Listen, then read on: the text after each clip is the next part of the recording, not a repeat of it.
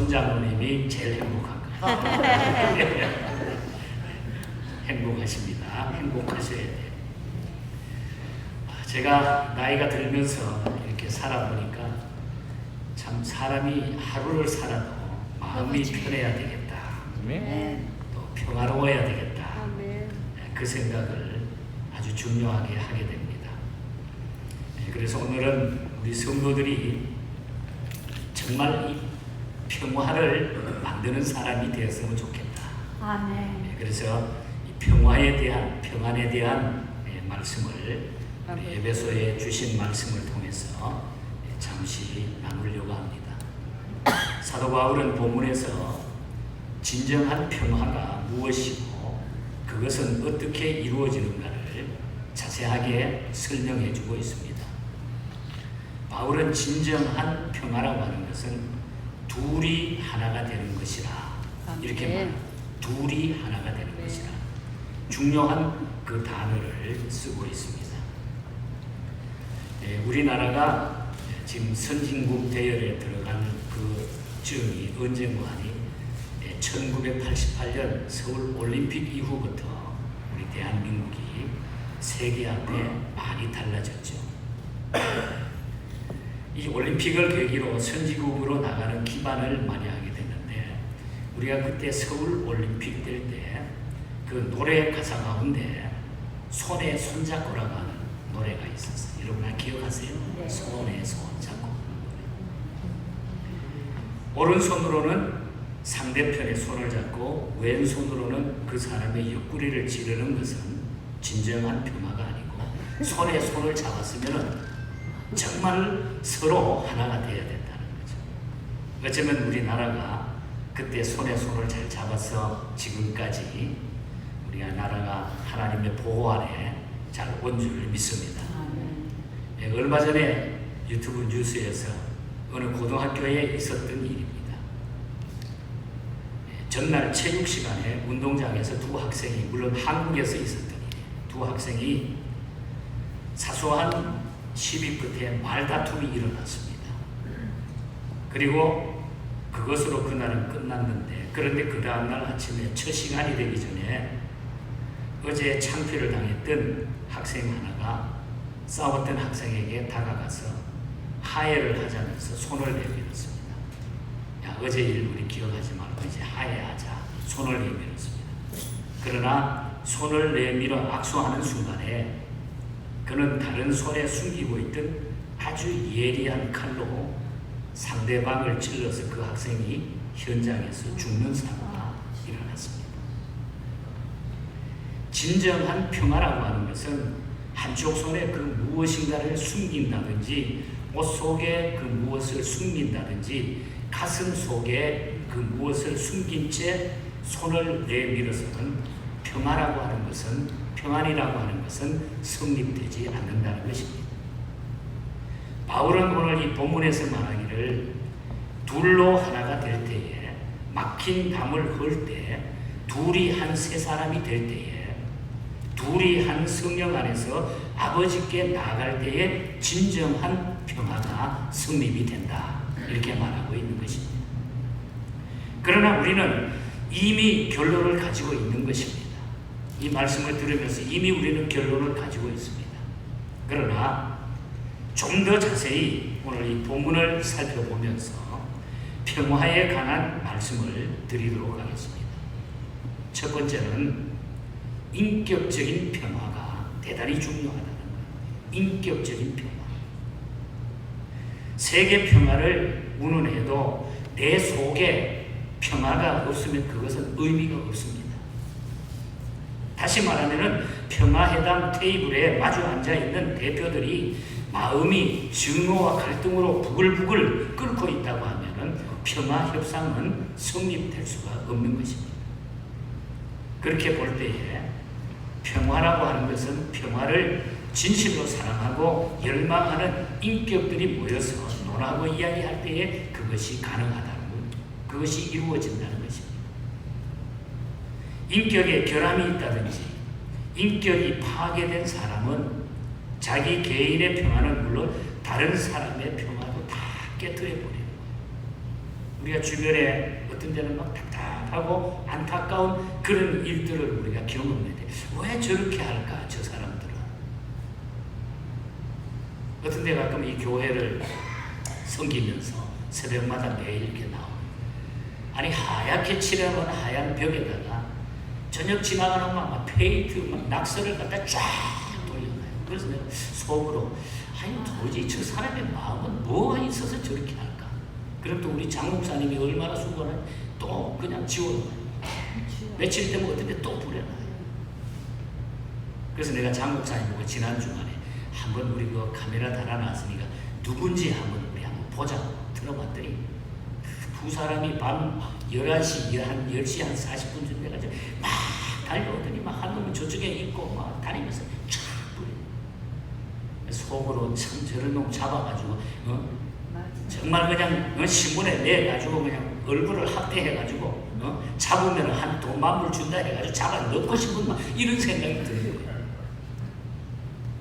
어떤 마음이 있어서 그럴까? 어떤 마음이? 여러분 우리가 인격에 결함이 있다든지 인격이 파괴된 사람은 자기 개인의 평화는 물론 다른 사람의 평화도 다 깨뜨리는 거예요. 오늘 세상에는 그런 일들이 너무나 많이 벌어지고 있다는 거죠. 미국의 그 위버 대학의 자연요법 연구소에서 건강의 3요소를 이렇게 발표를 했습니다. 첫째는 저지방 음식물을 섭취하라. 저지방 음식. 지방이 높은 음식은 좀 줄이라는 거. 두 번째는 적당한 운동. 우리가 너무 잘 알고 있는 거. 그리고 세 번째는 편안한 마음을 가지라. 이 세 가지를 중요하게 발표했습니다. 근데 그 연구소에는 어떤 일을 하나 하냐면 연간에 한 400명 내지 500명 환자가 입소해가지고 한 3주 내지 4주간 공동생활을 거기서 같이 합니다. 그래서 거기에서 그 안에서 생활 습관을 바꾸는 훈련을 받는다고 합니다. 그런데 한 4주 정도 훈련을 받고 퇴소할 때쯤이면 웬만한 고질병은 호전되어서 나간다는 거예요. 특히 그 세 가지 가운데 3요소 가운데 가장 중요한 것은 세 번째인 것인 항상 편안하고 기쁜 마음을 가져야 된다. 이것이 최고로 중요하게 그 훈련을 시켜보니까 그것이 최고로 중요한 훈련이 돼가지고 삶에 적용이 되더라고요. 변화를 가져오더라고요.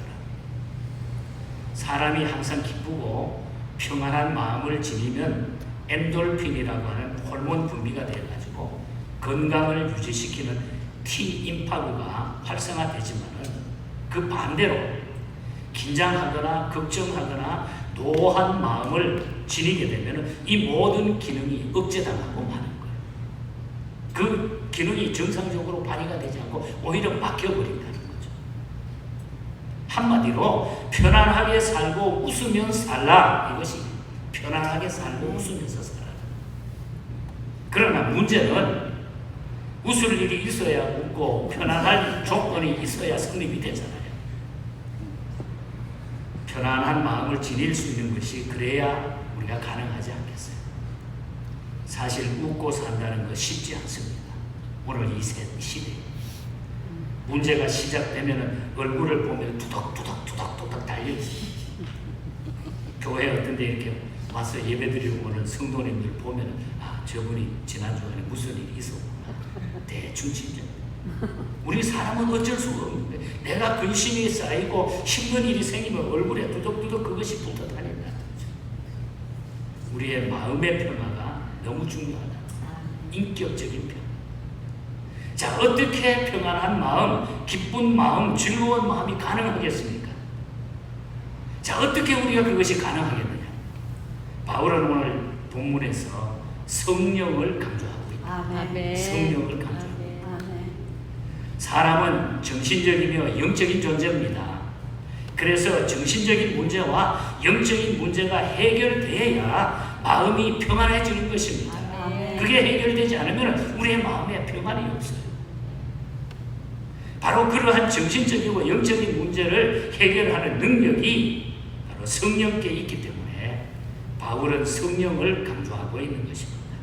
내면적인 갈등, 고민, 범민하는 것, 분노하는 것, 노이로제, 불안, 공포, 돈으로 고치지도 못하는 이 정신적인 문제들이 성경 안에서 치유될 수 있다고 하는 것을 우리에게 보여주는데, 그리고 그것들이 치유되어야 우리 속에 신령한 평화가 자리 잡게 됩니다. 아멘. 그게 치유되지 않으면 평안이 없는 거예요. 날마다. 우리들 자신이 마음의 진정한 평안을 소유하려고 하면 다음 사실을 우리가 먼저 확인해야 돼요. 첫째는 내 속에 문제가 있다는 것을 먼저 인정해야 돼요. 내 속에 문제가 있다. 그걸 먼저 인정했다. 다시 말하면 자아를 발견하라는 거예요. 내가 누군지 자기 자신을 좀 생각하라는 거예요. 자기 자신을 내려보라. 내가 문제가 있는 사람이구나 하는 걸 인정하라는 거죠. 그 다음에는 죄 사함 받고 모든 죄책감으로부터 해방돼야 합니다. 아멘. 여러분, 죄라고 하는 것은 불안과 갈등과 파괴의 주범이 됩니다. 죄 문제가 해결되지 않으면 마음의 평안이 안 와요. 그래서 내가 잘못되고 불안한 갈등과 이 파괴의 주범이 죄이기 때문에 잘못된 것이 있으면은 남과의 관계 속에 잘못된 것이 있으면 그걸 내려놓고 하나님 앞에 회개하면은 내 마음의 평안이 옵니다. 그리고 성령을 충만히 받아야 됩니다. 성령께서는 우리 마음에 평안을 주시는 영입니다. 성령은 나를 괴롭게 하는 영이 아니에요. 나를 힘들게 하는 영이 아니에요. 성령은 나에게 평안을 주시는 영이라는 거죠. 자, 그럼 이 성령을 우리가 어떻게 하나님 앞에 기도할 때에, 예배 드릴 때에, 내가 열심히 주님을 찾을 때에, 찬송할 때에 이 성령은 나에게 임하십니다. 그 삶이 나를 인격적인 평화의 사람으로 만들어 주신다. 인격적인 평화가 먼저 나에게 필요하다. 인격적인 평화. 그 다음에 두 번째로는 인간관계의 평화가 중요하다는 거죠. 인간관계의 평화. 사람은 혼자 살 수가 없습니다. 독신주의라고 하더라도 단지 누구와 결혼을 하지 않았을 뿐이지 사회 속에서 남과 어울려 살 수밖에 없어요. 다 우리는 독신주의를 내가 찬양한다고 해도 다 우리는 이 세상의 관계 속에 살아갑니다. 그래서 사람은 관계를 떠나서는 존재할 수가 없어요. 안 그러면 저 무인도에 가가지고 혼자서 처박혀 있으면 몰랐는데 그럼 굶어 죽지요. 이유는 하나님께서 인간을 창조하실 때부터 관계 내의 존재로 창조하셨다는 거죠.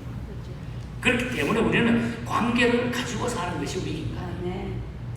그럼에도 불구하고 사람들은 그다지 길지도 않은 인생을 살아가면서 싸우고 시기하고 질투하고 경쟁하고 독선과 아집에 빠지는가 하는 증오와 원수 맺는 일과 미워하는 일들을 되풀이하고 있다. 얼마나 미련한 겁니까? 그러나 그런 것들은 자신의 건강은 물론 영적인 신앙과 공동체의 발전에도 아무 유익을 가져올 수 없다. 우리가 관계 속에 살기 때문에 관계가 잘못되면 모든 것들이 허물어지기 시작합니다. 가정에도 마찬가지. 건강 전문가들이 하는 말을 들어보면 건강을 위한 운동으로 비경쟁적인 운동을 많이 하는 게 좋다. 그런데 뭐 운동이 비경쟁적인 운동이 뭐 별로 있습니까? 하다 보면 다 이겨야 되죠. 저도 승부욕이 있어가지고 테니스를 치면 뭐 그냥 이겨야 되고 하다 보면 그렇게 되는 거예요. 승부에 너무 지나치게 집착하다가 보면 오히려 정신적 긴장과 부담을 안기 때문에 비경쟁적인 운동이 좋다. 원래 사실 테니스 같은 운동은 아주 신사적입니다. 영국에서 처음에 시작될 때 저쪽 사람이 볼을 받다가 넘어지면 가만히 기다리고 서 있어요. 옛날에는 그렇게 운동이 시작돼요. 그래서 하얀 옷만 입고 영국 사람들은 꼭 윈블던 테니스에 들어갈 수 있는 자격을 갖는 바울은 오늘 이 본문에서 그것을 향해서 뭐라고 이야기하냐면 막힌 담, 원수된 것 이렇게 표현합니다. 이런 표현을 사용했습니다. 14절에 물론 그것은 하나님과의 관계를 설명하기는 합니다만은 그러나 인간관계에 있어서도 막힌 게 있다든지 원한이 있게 되면은 관계가 끼어지고 의사소통이 안 되잖아요. 상태가 안 좋은 우리가 전화를 우리가 하다가 보면 이쪽에서는 들리고 저쪽에서는 안 들리는 경우 막 혼자서 막 악을 쓰잖아요. 왜 안 들려 안 들려 안 들려, 또 내가 들리고 저쪽이 안 들려 안 들려, 혼자 이 상태가 나쁠 때 그런 일이 벌어지잖아요. 인간관계도 마찬가지입니다. 이러면 서로 간의 상태가 좋지 않으면 관계가 껄끄럽게 되는 거예요. 막 혼자서 떠드는 거예요. 따라서 우리는 이웃과 더불어 살면서 평안하고 아름다운 평화의 관계를 유지하려고 하면 다음과 같은 것을 명심해야 돼요. 먼저 인간은 혼자 사는 존재가 아니라는 것을 인식해야 돼요. 내 혼자 사는 사람인 게 아니라는 거예요. 남은 어떻게 되든지 자기만 아는 사람, 이기적인 사람은 무서운 사람, 나라 안에도 교회 안에도 가정 안에도 이기적인 사람들은 참 무서운 거예요. 남이 어떻게 되든 간에, 교회가 어떻게 되든 간에, 옆에 있는 사람이 어떻게 되든 나만 괜찮으면 나는 그냥 이 괜찮아. 그런데 옆에 사람들은 막 상처를 입고 막 열을 받고 이러는 거죠. 무서운 거예요. 그걸 우리가 고쳐야 돼요. 그걸 고치지 않으면 내 마음에 평안이 없고 정말 내가 평안을 만들 수가 없는 거예요. 교회 신앙생활도 마찬가지예요. 내 멋대로 같이 사용하고 함께 사랑하고 함께 위로하고 함께 격려하고 함께 사랑을 나누는 것을 기억해요. 관계 속에서 평화를 유지해야 되는 것입니다. 오늘 본문은 둘이 하나라고 그것을 강조하고 있는 것입니다. 그리고 다른 사람을 우리가 인정해야 돼요. 다른 사람, 이웃 간의 관계, 다른 사람을 인정해야 돼요. 내가 인정받고 높임 받기를 원하듯이 다른 사람도 마찬가지입니다. 다 인정받고 싶고 높임 받기를 원해요. 이 사실을 우리가 인정하라는 거예요. 그렇지 않고 자기 도취에 빠져서 남은 인정하지 않고 자기만 내세우고 떠든다면 약점을 우리는 모든 관계는 거기에서 다 망가지고 깨져버리고 말죠. 그래서 다른 사람을 인정해라. 다른 사람을 인정해라. 그리고 다른 사람의 약점을 감싸줄 수 있어야 돼요. 아주 중요한 얘기예요. 여기 약점이라고 하는 것은 여러분 상처고 아픈 곳이에요. 사람마다 아픔과 상처가 있어요. 약점을 다 가지고 있어요. 누구나 다 가지고 있어요. 그곳을 건드리면 안 된다. 단점을 보는 눈은 어둡고 장점을 보는 눈은 밝아야 됩니다. 그래서 다른 사람의 부족하고 아픈 곳은 내가 잘 보지 말고 그리고 좋은 점을 봐가지고 격려해주고 그러면 그 아픈 곳이 닫혀지게 돼 있어요. 그래서 우리는 다른 사람의 약점을 감싸주는 사람이 돼야 우리가 관계의 평화를 가져올 수 있다. 그리고 예수님께 배워야 되는 것입니다. 오늘 보면 17절에 보면은 먼 데 있는 자들과 가까운 데 있는 자들에게 평안을 주셨다. 그리고 16절에서는 원수된 것을 십자가로 소멸하셨다는 말이 나옵니다. 결국 우리 시대에 긴장과 반복 갈등과 증오, 전쟁과 죽음은 예수 그리스도의 십자가의 사랑을 실천할 때에 해결될 수 있다. 해결할 수 있다. 그 결론이다. 십자가의 사랑만이 평화를 만들 수 있는 것입니다. 주님의 십자가만이. 그래서 우리가 예수 바로 믿고 이 진리의 말씀을 내가 붙들고 살아가게 되면 그것을 실천하게 되면 그 모든 것들을 해결할 수 있는 거예요. 주님은 그것을 위해서 나를 위해서 십자가를 지셨어요. 나의 그 모든 것을 풀어주시기 위해서 주님은 그냥 십자가에서 생명을 바쳐주셨어요. 이걸 우리가 주님을 통해서 배워요. 관계의 평화. 어떤 백만장자에게 시집간 여인이 석 달 만에 자기 어머니에게 전화를 걸어왔어요. 아주 대단한 집안이라고 대단하게 결혼식을 올렸는데 요즘 어떠니? 이렇게 엄마가 물어봤더니 그 딸은 울면서 남편을 죽이고 싶어요. 막 이러더니 엄마 나 남편을 죽이고 싶다. 이유는 남편에게 딴 여자가 있다는 것입니다. 가난한 선교사와 결혼해서 아프리카로 간 여인이 있었습니다. 석 달 만에 그분이 자기 집에 보낸 편지에는 다음과 같은 귀절이 들어있었습니다. 풍토병, 가난, 질병, 무지와 매일 싸우고 있습니다. 그러나 저는 참 행복합니다. 그리고 제가 이 길을 참으로 잘 선택했다고 생각합니다. 감사와 기도로 하루하루 살아가고 있습니다. 성도 여러분, 예수, 그 안에 인간관계의 평화도 만들어진다. 예수 안에. 주님이 거기에 끼지 않으면, 주님이 내 삶 속에 들어오지 않으면 인간관계의 평화를 만들 수가 없어요. 예수 없는 곳에 인간관계의 평화는 없다고 하는 말씀인 것입니다. 그래서 우리가 인격적인 평화, 인간관계의 평화, 그리고 마지막으로 영적인 평화입니다. 영적인 평화. 인간은 영적인 존재라고 그랬습니다. 즉 영혼이 있는 존재라고 하는 그런 뜻입니다. 육체가 병들면 괴롭고 고통스러운 것처럼 우리 영혼은 죄 때문에 괴로움과 고통을 당합니다. 영혼은 죄 때문에 괴로움을 당합니다. 바울은 그 죄를 예수님께서 십자가로 소멸해 주셨다고 했고 그리하여 하나님과 화목해 해 주셨다. 우리의 영적인 문제를 주님이 십자가로 다 해결해 줬고 그리하여 하나님하고 우리의 관계가 아주 기쁜 관계로 화목한 관계가 되게 만들어 주었다. 이 복을 우리가 받았다는 거죠. 그러니까 죄는 평화의 원수입니다. 죄 때문에 죄 문제의 해결은 예수님을 통하여 용서받음으로써 가능합니다. 그래서 우리가 예수님을 영접하고 그 예수님을 믿으면 우리가 저절로 회개하게 되잖아요. 주님, 예수 믿고 보니까 주님 내가 보니까 다 잘못 사는 것 같아요. 정말 감사해요. 주님 감사해요. 아멘. 이런 고백을 우리가 하잖아요. 아멘. 여러분 짐승도 잘못이 있으면 주인의 눈치를 살핀다고 합니다.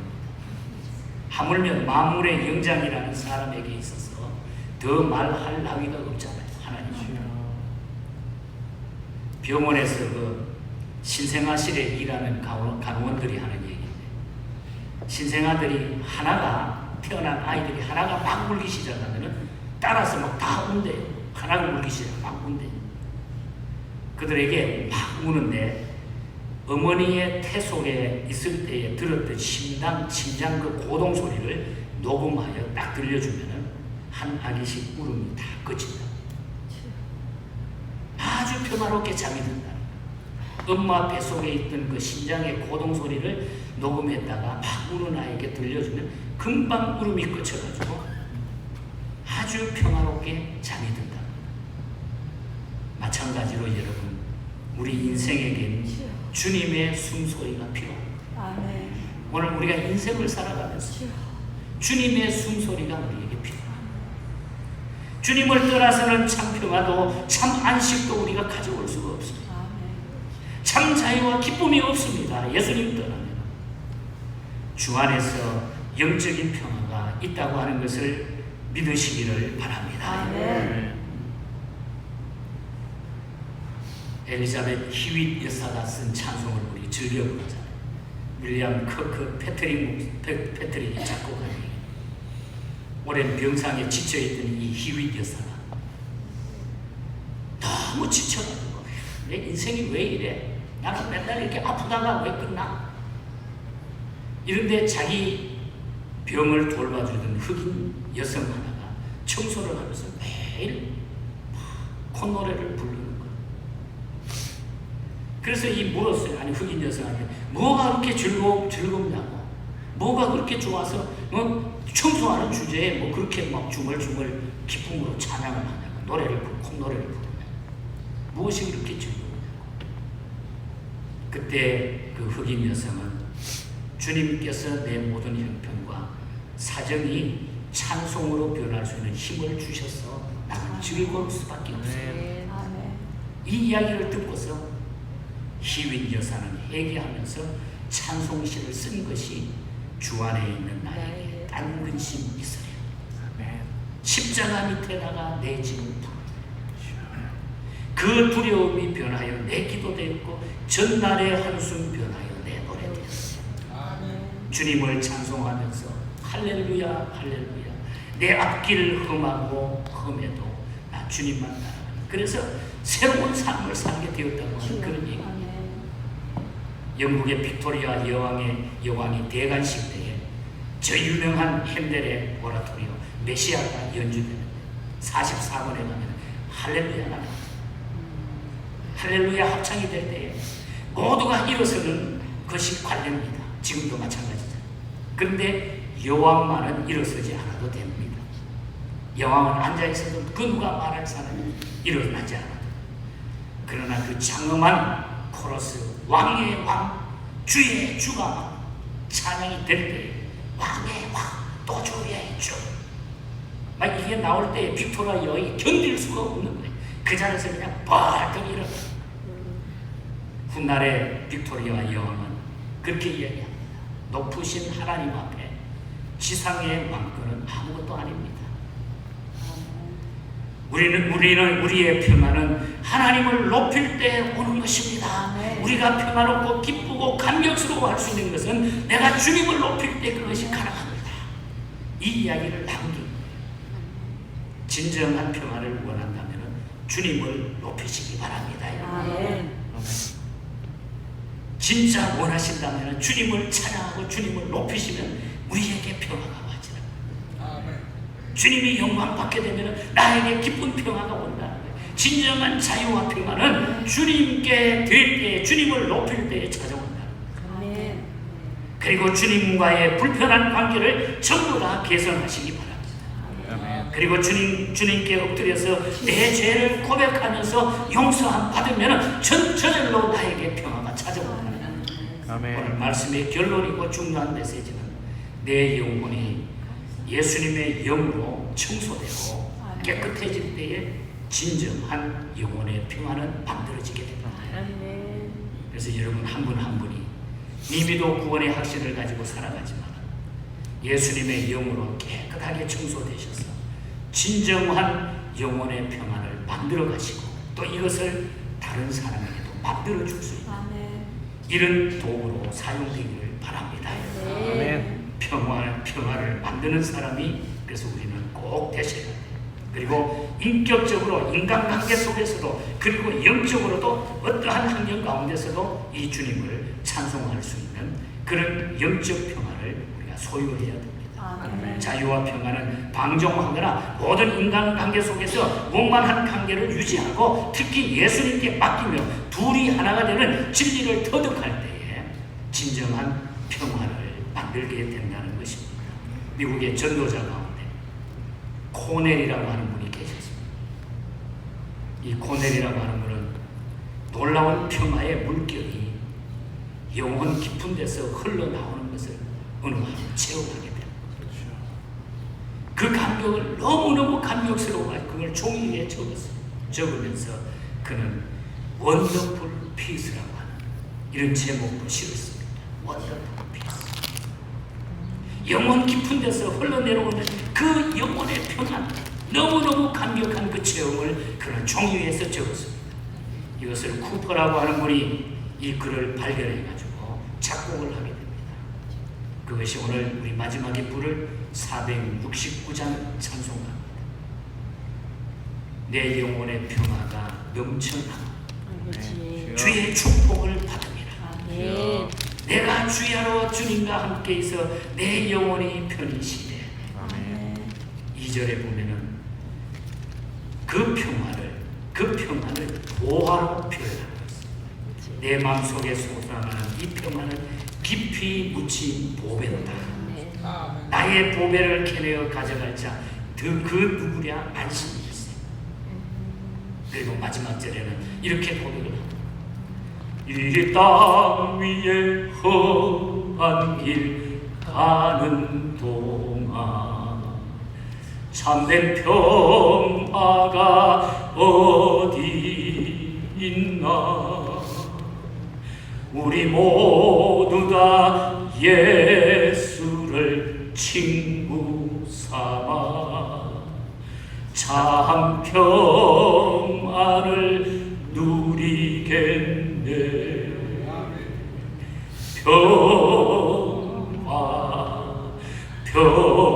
평화로다. 내려오네. 그 사랑의 물결이 영원토록 내 영혼을 덮으소서. 오늘 주님의 평안으로 여러분의 모든 영혼이, 여러분의 삶이 덮어지기를 축복합니다. 하나님 아버지 감사합니다. 험준한 이 마지막 시대에 주 안에 참 기쁨이 있고 즐거움이 있고 평안이 있음을 고백합니다. 우리 주님께서는 이 땅에 오셔서 하나님과 우리의 사이에 막힌 담을 허시기 위하여, 이 평안을 주시기 위하여 예수 그리스도를 통하여 우리에게 영원한 삶을 보장해 주시고 축복해 주셨습니다. 이 사실을 감사하면서 오늘 또 이 주님께 감사하면서 우리의 마음속에, 우리의 모든 삶 속에 이 주님의 평화로 가득 차기를 원합니다. 근심, 걱정, 괴로움, 모든 잘못된 판단들 다 벗어 던지고 가장 가까운 주님께로 달려가는 저희들이 되게 하여 주시옵소서. 우리 가정 안에도 내 개인에게도 곳곳에 이 평안으로 말미암아 또 내가 이 평안을 만들어가는 사람으로 모든 환경에 모든 영향을 줄 수 있는 그리스도의 삶을 살게 하여 주시옵소서. 거룩하신 예수님 이름으로 기도하옵나이다. 아멘. 기립하셔서 469장